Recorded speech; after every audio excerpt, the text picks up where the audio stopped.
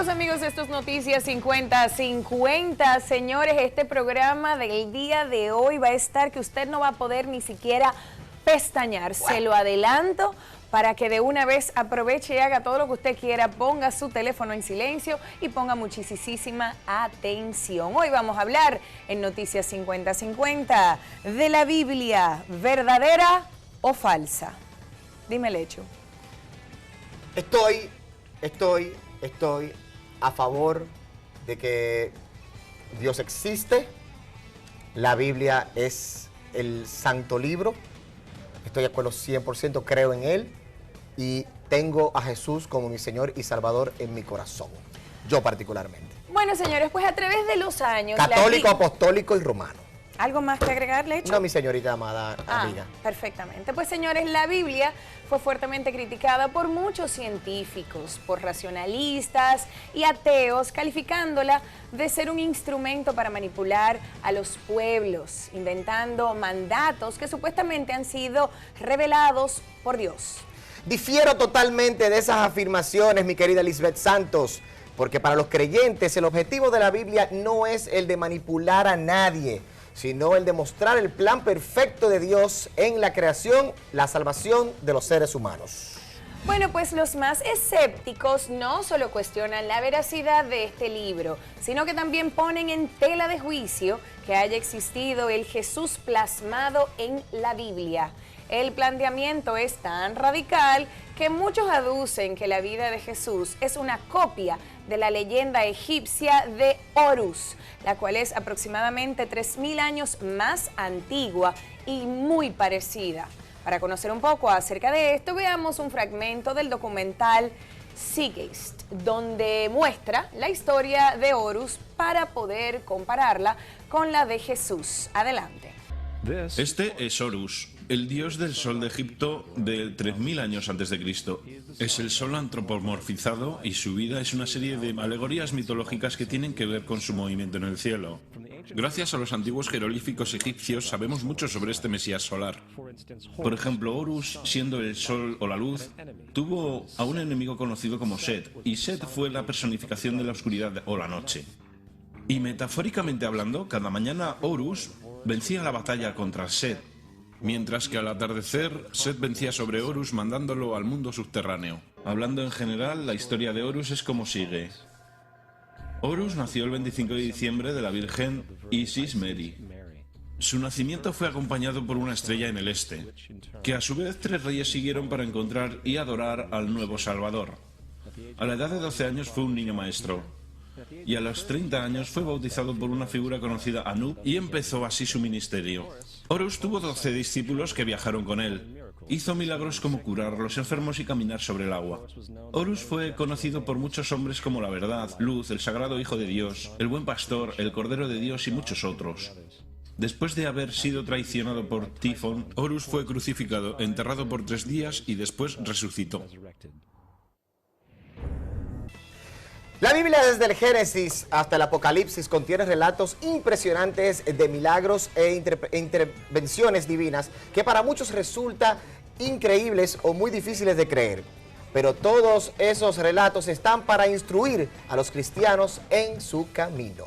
Son muchas las hipótesis, unas a favor y por supuesto otras en contra, pero una que siempre sale a colación es la del Arca de Noé, ya que nadie se explica cómo Noé pudo construir una embarcación suficientemente grande y a la vez resistente para albergar a miles de especies animales agrupadas por parejas. Sin embargo, un grupo de investigadores integrado por expertos turcos y chinos asegura haber localizado los restos del Arca de Noé en el monte Ararat. La estructura de madera fue hallada a 4000 metros de altura, situado al este de Turquía, cerca de las fronteras con Irán. Los restos tienen cerca de 4800 años y cuenta con muchos compartimientos, los cuales se cree que son donde se ubicaban los animales. Por otro lado, tenemos que el ateísmo es la potencia de que Dios no existe. Y esta forma de pensar no es nueva, ya que en la misma Biblia están contempladas este tipo de ideas, ya que en el Salmo 14, versículo 1, que supuestamente fue escrito por David alrededor del año 1000 a.C., expresa que El necio ha dicho en su corazón, no hay Dios. Se han corrompido, han comprometido hechos abominables, no hay quien haga el bien. La firma Wynn Gallup International reveló que las estadísticas muestran que el número de personas que se han convertido al ateísmo se ha incrementado con más de un 10% alrededor del mundo. El país que encabeza la lista de ateos es China, donde el 61% de los ciudadanos dice no creer en Dios. Bárbaro. Este tema es bastante controversial, unos creen, otros no creen, pero sin lugar a dudas el debate hace que aprendamos de todas las opiniones. Por eso, conozcamos lo que opina la gente en la calle. Adelante. Yo hallo que eso es real, lo que dice la Biblia, porque es una cosa mandada por Dios. Que se agarra de Dios no se cae, y eso es por Dios que manda eso que dice la Biblia. No, lo que dice la Biblia es real. ¿Por qué? Porque ahí es que Dios dejó todo cimentado en la Biblia. Hay que creer porque dice que él escribió fue inspirado por Jesucristo y hay que creer. Existe lo bueno y existe lo malo. ¿Sabes? Yo mismo soy católico, quiere decir que a mí me enseñan desde muy pequeño a creer, hay que creer lo que dice ahí. Real. Porque sí, porque estamos viendo el último tiempo. Estamos viendo los últimos tiempos. No, es real porque en la actualidad lo estamos viendo. Hay cosas que están escritas en la Biblia y han pasado y aún faltan muchas cosas más. A mí fueron hechos reales, porque se dice que la Biblia la hizo uno de los que vivió esos tiempos, ¿tú me entiendes? Yo no soy de ninguna religión, pero creo en Dios. Es real. Todo lo que está en la Biblia han sido hechos históricos que han ocurrido y que están por ocurrir. La Biblia es verdadera y es la palabra de Dios. Bueno, señores, hay de todo. Mucha gente opina unas cosas, otros... La mayoría de las personas dicen que sí. Un país estamos católico, viviendo... apostólico, 100%. El cristianismo evangélico ha crecido mucho. Y luego de la entrada del Papa Francisco, como el Papa más cool que ha tenido la Iglesia Católica, ha aumentado de nuevo. Se ha popularizado muchísimo Otra más, vez, por supuesto. claro porque... que sí, pero con Ratzinger, el Papa Benedicto XVI, luego de Juan Pablo II, bajó muchísimo, pero Francisco le ha devuelto ese color a lo que es nuestra Iglesia Católica en el mundo. Bueno, amigos, pues si usted quiere ver cómo se pone esto más adelante con nuestros invitados, quédese ahí. ¿Qué usted piensa? ¿La Biblia, verdadera o falsa? Comparta con nosotros con el hashtag Noticias5050. En unos minutitos estamos aquí de vuelta.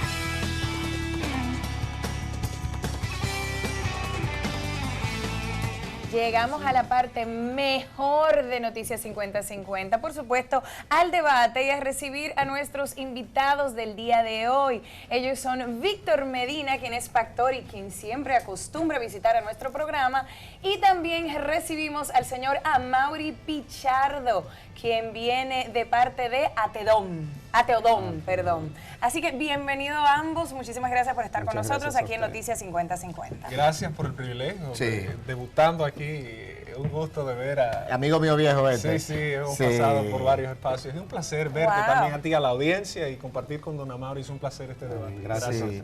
Don Amaury, ¿usted era creyente antes? Nunca. ¿Nunca en la vida? Bueno, cuando chiquito, como dicen. Como cualquiera. Pero ¿cuál sería el problema si yo era creyente y ahora no soy creyente? No, porque el cambio, porque generalmente venimos de un país muy católico. No ha tenido ese problema. Entonces usted dice que usted no cree en Dios. Bueno, yo estoy al lado de la ciencia. Si la ciencia demuestra la existencia de Dios, lo que no ha sido, pues yo voy con la ciencia. Por eso yo nunca establezco que yo soy ateo. No, yo voy con la ciencia. Porque se dice que el ateo dice que no cree en Dios, o sea que reconoce que sí hay algo. No. Sí. Eso, no hay nada. Si nos basamos en ese libro que usted dice, que está ahí, que ustedes dicen que es la palabra de Dios, ese mismo libro por ese mismo libro tú puedes determinar que no hay el Dios que tú crees. Que ese Dios que ustedes creen lo han formado los propagandistas cristianos diciendo cosas que no están ahí. Que Dios es amor, eso no está ahí. ¿Dónde está que Dios es amor? Que Jesucristo murió por los pecados y lo que yo, eso no está ahí. ¿Dónde está eso? ¿Y por qué los ateos son menos y los propagandistas que usted dice somos más? Eso lo sabe usted. No, usted yo no lo sé. yo que las religiones yo creo en a los fe estados. y creo en el amor de Dios. Usted sabe muy bien que la religión sirve al Estado. Pero no y el Estado, pero aunque usted tiene, por ejemplo, presidentes ateos en República Dominicana, tienen que pero doblar su rodilla son menos. ante, en este caso, la Iglesia Católica. Y yo creo en la ciencia, pero porque ustedes son menos. Son menos los curiosos, son menos yo los soy que curioso. indagan, son menos los que les buscan la lógica. Yo busco lógica. Los que les gusta seguir. Son mucho menos, pero ahora ya, fuera de que si Dios existió o es que no eso es algo secundario, o sea, deme datos, o sea, porque usted está hablando, está entreteniendo la cosa, el tiempo se va, estamos hablando de que aquí queda pero aprovechelo, muy poco usted tiempo. se me está quejando del tiempo desde que llegó, entonces aprovechelo. No, pero digo yo... Yo quiero que usted me dé datos, déme términos, ayúdeme, por favor. Bueno, pues quiero perfecto, aprender, me gusta aprender. Entonces, fíjate, lo primero que yo quiero decir es, los propagandistas de cristianos, que son propagandistas, los pastores y sacerdotes católicos, establecen que Moisés escribió el Pentateuco, o sea, lo que se llama la Torá. Eso no es así, eso lo sabe usted, y lo saben todos los pastores que estudian, pues hay algunos que no estudian nada, pero usted da la impresión de que estudia y usted sabe lo que hay. Yo voy a leer, Pastor Víctor sabe, Pastor Víctor ha estudiado. él sabe de su religión, es de su religión lo que él sabe, o sea, defenderse, a teorizar en el aire. O sea, o de personas permiso, como usted, permiso. Deuteronomio 34, 5, 6, esto es una demostración de que Moisés no escribió la Torá, el Pentateuco. Dice, y murió, estamos hablando de Deuteronomio, hay que establecer que el Pentateuco son 5 libros. Son Génesis, Éxodo, Levítico, Números y Deuteronomio. Entonces, Deuteronomio, que se supone que lo escribió Moisés, dice, y murió allí Moisés, siervo de Jehová, en la tierra de Moab, conforme al dicho de Jehová, y lo enterró en el valle en la tierra de Moab, enfrente de Bet-peor, y ninguno conoce el lugar de su sepultura, ni siquiera el mismo que lo escribe conoce el lugar donde él murió. ¿Cómo usted puede escribir después de muerto dónde murió? Segundo, Deuteronomio 34, 10. Sin embargo, nunca más hubo en Israel otro profeta como Moisés, con quien el Señor hablara cara a cara. Esto no lo pudo haber escrito Moisés. Él no puede haber dicho eso. Nunca más, dice, nunca más hubo en Israel otro profeta como Moisés. Señor, eso se está escribiendo muchísimo tiempo después. Sí. O sea, no pudo escribirlo el permiso. No, dice, yo no le he dicho nada, tranquilo. Aquí hay que resaltar, digo yo, además que Juan 1:18 dice que nadie ha visto a Dios, jamás a Dios. Entonces yo le pregunto a usted, ¿en quién debo creer? ¿En lo que me dice aquel que habló cara a cara a Moisés con Jehová? ¿O en este advenedizo Juan, el escritor del plagio de Juan? Porque no es ningún evangelio original. El original, y lo sabe usted, es Marcos, que fue el primer evangelio. Perfecto. Los otros 3 no son más que plagios. Ok, usted dijo Marco, yo digo Polo. Víctor, responde, por favor. Sí, yo quisiera tener el espacio, porque lo noto muy tenso a don Amaury, para hablar en un coloquio que estamos frente a la televisión nacional. Y usted ha citado muchas cosas entredichas que parecen ciertas, pero cuando se toca el tema de Moisés, tenemos que partir de la presuposición teológica que tomamos con la Biblia, es palabra inspirada e infalible. Eso es una presuposición teológica, usted no tiene necesariamente que creerla. Ahora, cuando vamos al campo del debate, tenemos un argumento histórico y un caudal de información histórica que es esa a la que hay que prestarle atención en este caso. Tomamos el tema de Moisés y tú hablas de que se le atribuye el Pentateuco, los primeros 5 libros de la ley, que para los judíos es la Torá, como bien acierta el expositor.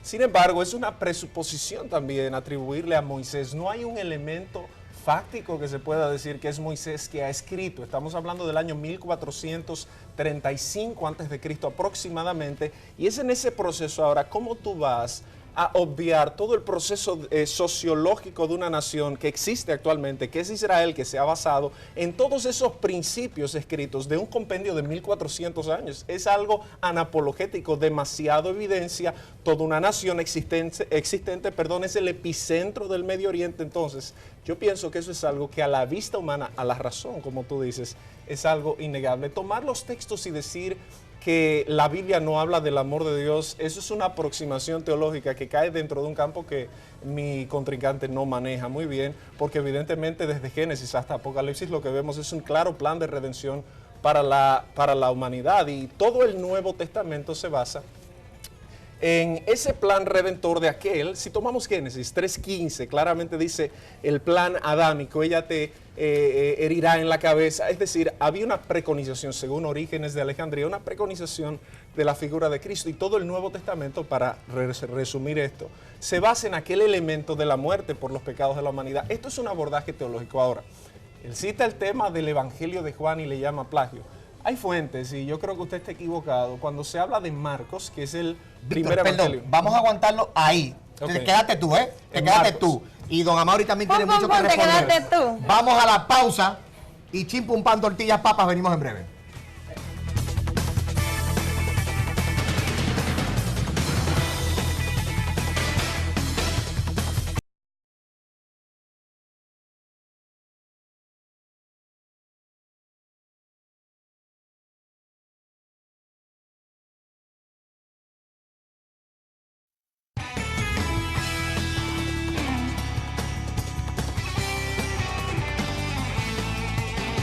Señores, hoy muy interesante Noticias 50-50, porque tenemos dos invitados que se han encontrado de frente, por supuesto, y que no están nada de acuerdo el uno con el otro. Por supuesto, Víctor Medina, nuestro pastor favorito, y Amaury Pichardo de Ateodom. Bueno, me quedé con el tema de la fuente de Marcos, que se establece próximo al año 60 después de Cristo, la escritura del Evangelio de Marcos.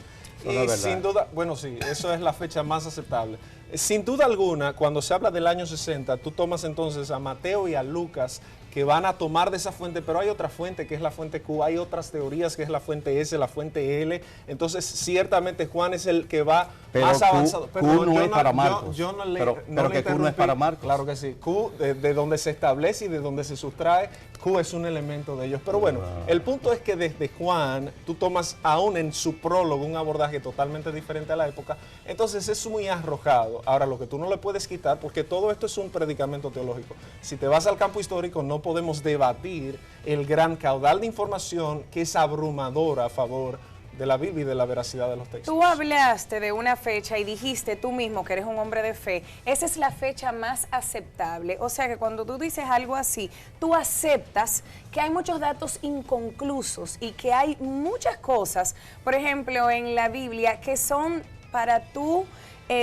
libre entendimiento, que no se hablan con exactitud. No tiene mucho que ver la fe y creer. Por ejemplo, el tema nuestro de esta noche es la Biblia, verdadera o falsa. Fe. Mira, muchas personas que creen, no creen porque si la Biblia dice si es verdadera o no es verdadera, creen por fe, porque se les crió así, por convicción, porque mi abuela me decía, porque mi mamá, porque me llevaban a misa desde pequeño. No importa qué dice la Biblia, qué no dice. Muchas personas, su fe es lo que les hace creer. Sí, qué buena pregunta. Pero esa no es una fe sustentable bíblicamente, eso es una fe impuesta.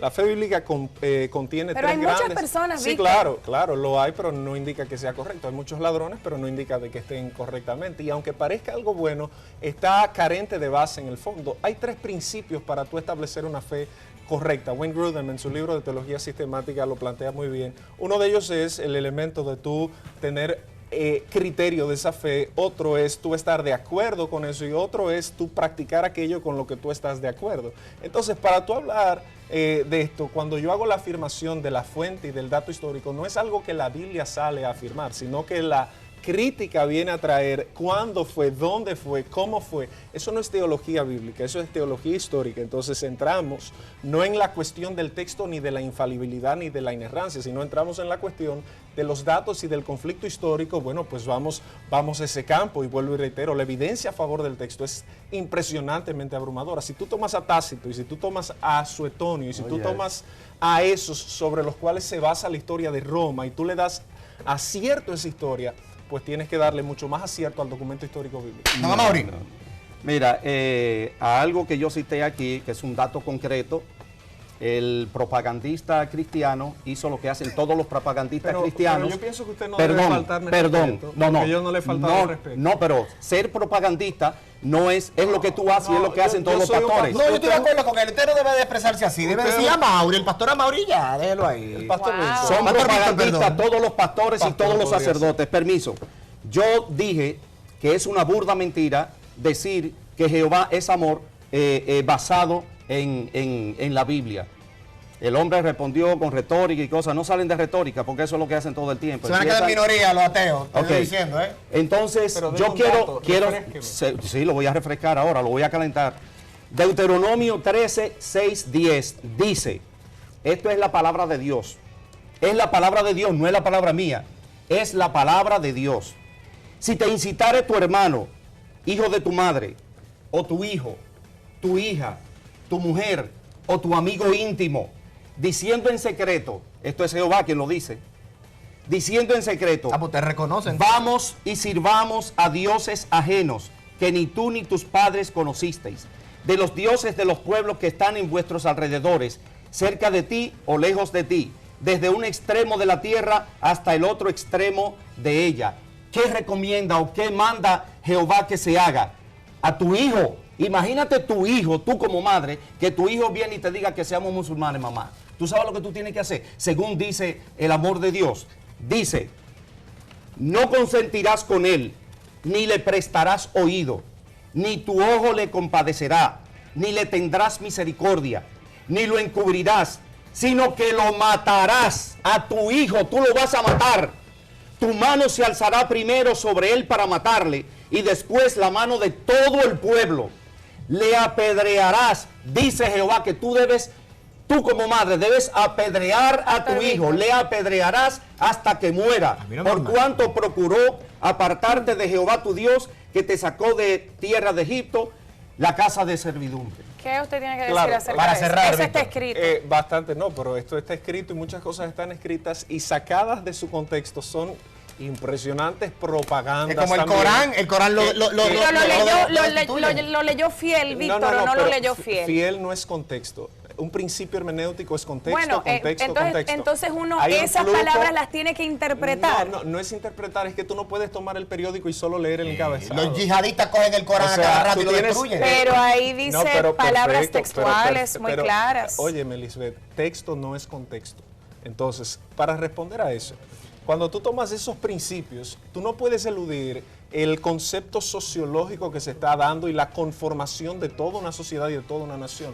Tú tienes que enfocarte en Israel. La pregunta que debe hacerse nuestro querido amigo, el lector y el que entiende la palabra de Dios, es cómo la teología sistemática muestra claramente el amor de Dios a través de todo el texto bíblico y cómo la teología bíblica también lo muestra. Entonces, es un solo texto el que nos va a decir a nosotros que Dios no es amor cuando vemos todo el carácter del amor de Dios. Estoy totalmente de acuerdo, pero me parece que esas son palabras muy fuertes, muy duras, para decirlas en ningún momento de la Biblia. Volvemos al concepto etnocéntrico. Tú estás formando una nación, es un elemento de diferenciación de las demás naciones. Ahora, ¿cómo comparamos eso frente al amor de Dios? Porque tú hablas de un hijo y de sacrificar a un hijo, pero Dios envió a su propio hijo al mundo para ser vituperado por aquellos a los cuales le entregaban milagros, a los cuales él hizo grandes cosas. Eso es un dato histórico demostrable y comprobable. ¿Cómo hablamos de ese amor de Dios? ¿Estarías tú dispuesta a dar a tu hijo por una humanidad que le niega y que le llama propagandistas a sus predicadores? Entonces el amor de Dios se ve claramente en la cruz del Calvario. Primera Juan dice, efectivamente, el amor de Dios consiste no en que nosotros le amamos a Él, sino en que Él nos amó a nosotros. Yo quiero repetir esto, no tenemos tiempo para más, de verdad que quiero repetirlo. quiero repetirlo, quiero compartir Yo con Amor y con Víctor aquí con quería nosotros. decir algo más del amor de Jehová. Lo vamos a hacer en Del otro mismo programa. estilo del contexto que él dice, para darle contexto En a el eso. Tubi Continuo. Esto fue 50 y 50, nos vemos luego.